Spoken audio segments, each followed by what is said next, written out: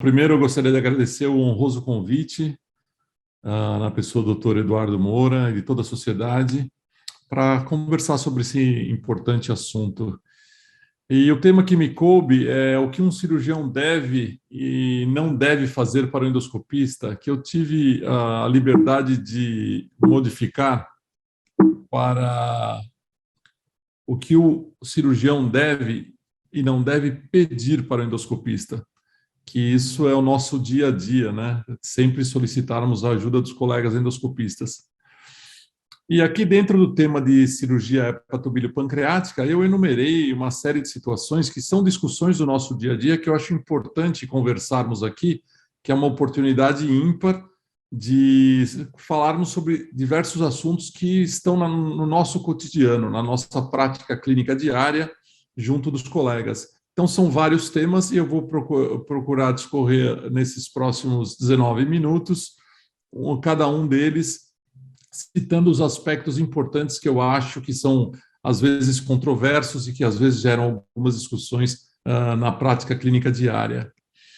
Então, um tema importante que já deve ter sido, que foi colocado na aula do professor Fauzi, mas eu vou abordar aqui um outro tema, né, que é a discussão clínica que existe entre o cirurgião, o hepatobilio, ou o hepatologista e o endoscopista, que é a hemorragia digestiva na hipertensão portal. E em todos aqui não precisamos dizer a importância da endoscopia, que é a primeira opção no tratamento, e que ela deve ser feita após a estabilização do paciente. E normalmente após o controle da coagulopatia. E um tema importante aqui que devemos discutir é a questão da coagulopatia. Os endoscopistas, normalmente, alguns deles se preocupam muito com o INR e as plaquetas, mas a questão da coagulação já se modificou. Os modelos de estudos de coagulação mudaram e hoje a coagulação ela é baseada em princípios do modelo celular, que envolve a iniciação, a amplificação e a propagação do coágulo. E isso não é mais medido por INR e plaquetas, é medido, entre outros exames, pelo coagulograma, pelo trombolastograma. Então, na questão da avaliação do cirrótico, sempre que disponível, o exame que deve ser feito para avaliação da coagulação é o trombolastograma ou o ROTEM. Quando não disponível, então, critérios que devem ser utilizados, mais importantes do que o INR e as plaquetas, são o pH, a temperatura, o cálcio e o fibrinogênio, porque esses sim são essenciais para avaliação adequada, segurança do procedimento e transfusões necessárias. Então, a questão em relação à HDA é que os endoscopistas devem reavaliar a forma de avaliação da coagulação dos pacientes e essa discussão, esses protocolos baseados em valores fixos de INR e plaquetas devem ser modificados. Outro tema importante é o hepatocarcinoma, que ele vem crescendo no mundo, hoje a terceira causa de morte por câncer no mundo, principalmente por causa dos países asiáticos. E os tratamentos sistêmicos se modificaram nos últimos anos. Hoje, os tratamentos sistêmicos dos pacientes irressecáveis passaram a ser feitos à base de imunoterápicos e antiangiogênicos.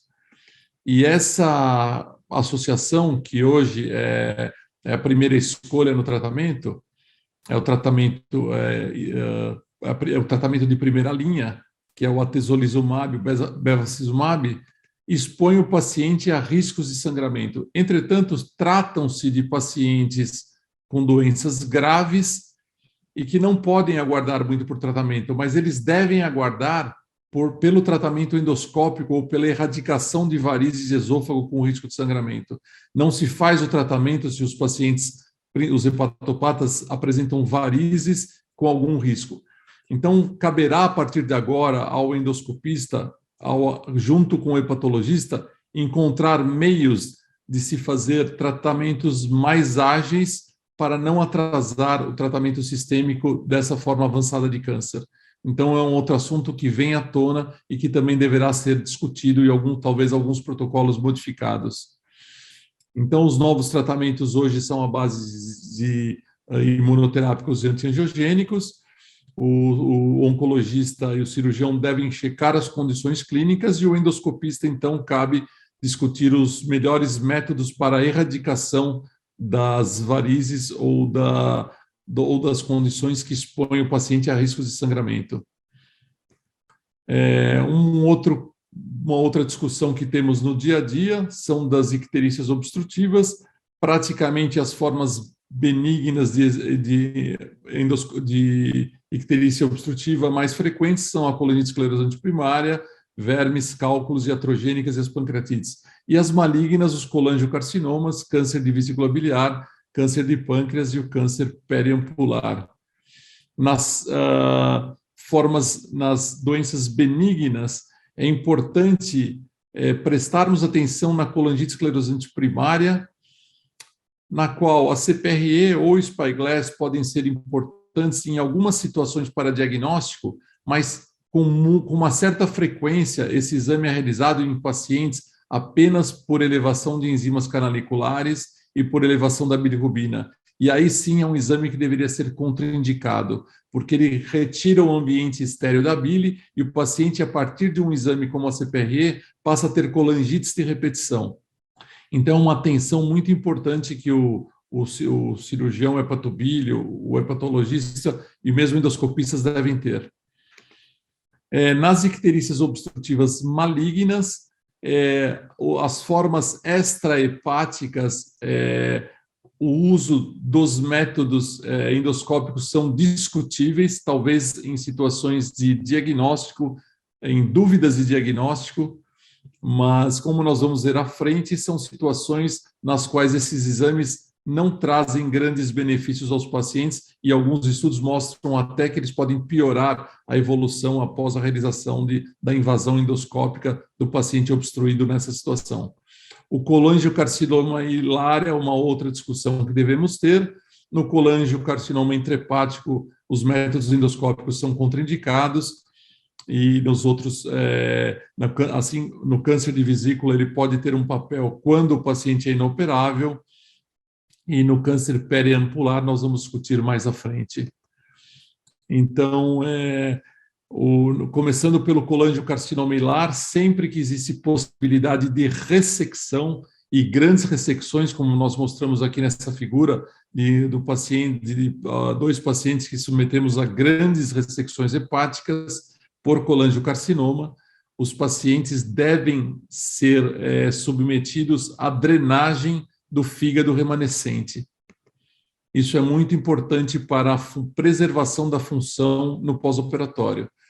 Então, a questão que foi colocada sobre drenagem em tumores ressecáveis, um dos temas dessa aula, em um estudo importante, uma revisão importante feita por um grupo australiano, recentemente publicada na HPB, comparando os métodos percutâneos e endoscópicos, mostra que em 15 estudos randomizados selecionados nessa análise, comparando-se as formas percutâneas e endoscópicas, e dentro da forma endoscópica, os stents com plásticos ou metálicos, observamos em todas as análises, em termos de evoluções, como comparações de colangites, pancreatites, complicações como sangramento, trombose de veia porta e outras situações, houve sempre um benefício maior, a comparação favoreceu o método percutâneo. Então, hoje, no colangiocarcinoma hilar, que necessita de ressecção hepática em praticamente 100% dos casos, a resposta se deve ser ou não feita a drenagem operatória, a resposta é sim, sempre do fígado remanescente. Os níveis de bilirrubinas não estão definidos, variam entre os estudos, mas a primeira escolha é percutânea. Então, a insistência do método endoscópico no colangiocarcinoma hilar deve ser evitada.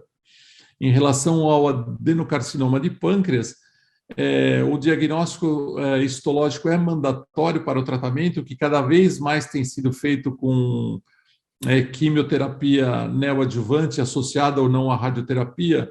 Então, a ecoendoscopia tem sido empregada com uma certa frequência, associada a CPRE com drenagem, se o paciente estiver ictérico, para possibilitar a neoadjuvância.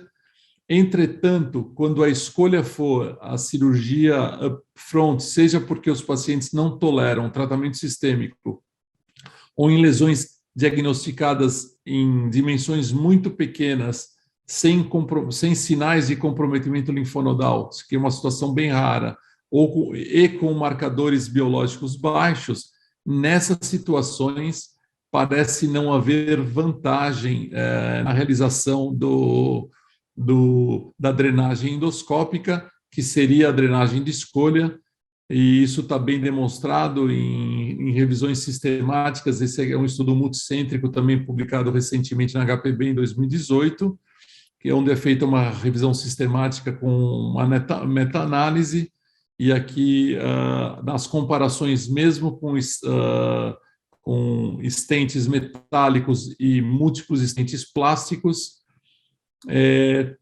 também não há vantagem em se realizar a drenagem pré-operatória, e, pelo contrário, ela pode expor o paciente a maiores riscos, e, portanto, a conclusão é que, nos estudos hoje disponíveis, no paciente ictérico pelo adenocarcinoma que vai ser submetido à ressecção, não deve ser realizada a drenagem endoscópica.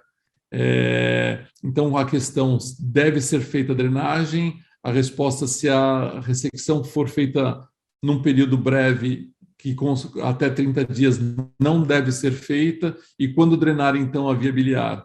Em situações de neoadjuvância, que são cada vez mais frequentes, ou em tumores ressecáveis, como um método paliativo apenas. Em relação às pancreatites agudas biliares, lembrar sempre que nas formas moderadas e graves, os métodos endoscópicos são contraindicados, e eles são utilizados, então, em formas leves. Isso é muito importante na nossa prática diária, principalmente em situações de urgência que acontecem com muita frequência nessa situação. Em relação aos cistos pancreáticos, a maior discussão deve ser feita em relação à neoplasia intraductal mucinosa pancreática. O que nós observamos é que, desde os primeiros consensos no início desse século, quando existia muita indicação cirúrgica, segundo vários critérios, e aqui eu citando Sendai em 2006, e com a evolução, tanto o critério americano quanto a revisão dos critérios japoneses, que são os mais utilizados atualmente, mostram uma prática frequente da utilização da ecoendoscopia, conforme características das lesões císticas pancreáticas. Então, esse método é escolhido para definição da gravidade do cisto, dos riscos de degeneração e também para indicação cirúrgica. Aqui trazendo um breve resumo das conclusões dos critérios utilizados hoje. Se a ecoendoscopia, quando realizar a ecoendoscopia com punção em cistos pancreáticos, aqui no caso do IPMN, em cistos não definidos por imagem, quando existem dúvidas principalmente de formas císticas e tumores neuroendócrinos. 2, em cistos quando apresentam crescimentos, e os crescimentos considerados, em média, no geral, são meio centímetro ou 5 milímetros anuais, em cistos com paredes espessas ou vegetações, ou em cistos com elevação do CA-19-9. Em relação a nódulos pancreáticos, diagnóstico por imagem sempre é o padrão ouro. Os tumores neuroendócrinos raramente necessitam biópsia. Apenas quando existe dúvida diagnósticas, porque os métodos de imagem hoje, principalmente a ressonância, conseguem definir a conduta a ser utilizada, a ressonância e o PET conseguem definir as condutas, mas ainda assim existem muitas solicitações de biópsia que geralmente são desnecessárias. E os tumores hipovascularizados, infiltrativos, aí sim, a maioria deles adenocarcinomas, as biópsias por ecoendoscopia são realizadas. Na região periampular, a ecoendoscopia é muito importante no diagnóstico, porque é uma região cega para os exames de imagem, e a ecoendoscopia define, então, ressecabilidade e tratamento em tumores iniciais. Aqui é um estudo sobre a ecoendoscopia nos adenomas de papila, que ela consegue definir com precisão o tamanho e o grau de displasia, e consegue, então, definir se é possível, inclusive, o tratamento endoscópico. Então, nessa situação, é uma situação na qual é fundamental o emprego da ecoendoscopia. E, finalmente, nos transplantes de fígado, as complicações biliares são as complicações técnicas mais frequentes. Cerca de 15% dos transplantes com doador falecido apresentam esse tipo de complicação e 20% dos transplantes com doador vivo. As anastomoses biliodigestivas apresentam menores complicações do que as anastomoses ducto-ducto, colédoco-colédoco. Entretanto, as anastomoses ducto são as mais realizadas em cerca de 90% dos transplantes. Nessas situações, os métodos endoscópicos de tratamento apresentam em torno de 85% de sucesso, principalmente quando utilizados antes de 3 meses após o transplante, quando existe um resultado superior ao tratamento iniciado após 3 meses. E os estentes metálicos recobertos apresentam resultados melhores do que os estentes plásticos, e principalmente quando o tratamento é levado até 1 ano de tratamento endoscópico, cujo resultado é superior aos tratamentos realizados apenas de 3 a 6 meses. As causas das complicações biliares são diversas, e principalmente aqui ressaltar as causas isquêmicas ou as causas de lesão de preservação trazem piores resultados do tratamento endoscópico. E aqui, então, o algoritmo utilizado, que quando existe a complicação, a estenose definida e a anastomose foi ducto-ducto, e o problema é um problema técnico de anastomose, então o tratamento endoscópico é mandatório, e apenas com a falha do mesmo se pensa em tratamento percutâneo ou cirúrgico. Quando existem causas não anastomóticas de estenose, e aí é importante a definição isso junto com o clínico, é mais frequente a falha após o método endoscópico. Então, eu espero, nesse breve tempo, ter passado pelos temas mais frequentes da cirurgia hepatobilio-pancreática, que nos colocam em discussões diárias com os colegas endoscopistas, e eu estarei à disposição para qualquer dúvida ou discussão de qualquer um dos temas abordados. Muito obrigado.